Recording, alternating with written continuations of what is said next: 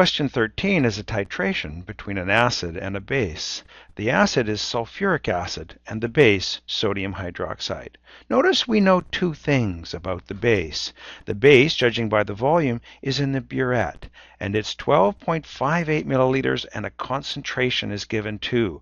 From this, we can calculate how many moles of base were used to analyze the acid. Start with the base. Well, not really. Start with the balanced reaction. Sulfuric acid plus sodium hydroxide. An acid and a base makes a salt and water. Sodium sulfate is the salt.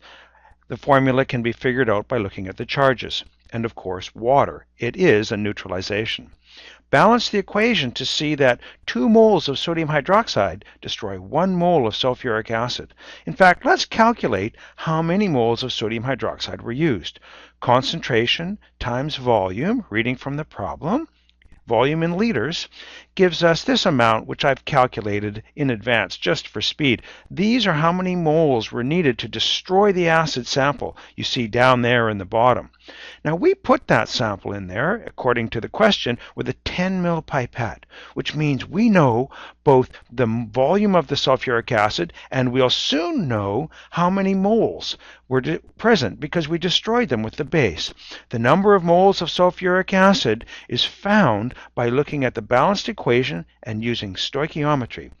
It's a 1 to 2 mole ratio, and it tells us how many moles of sulfuric acid were destroyed. Well, now we have enough information to know what was in that pipette. Moles and volume. Well, the concentration is in fact the number of moles in the pipette divided by the volume of the pipette. Lots of sig figs there. To 4 sig figs, here's the answer. And that's it. Thank you.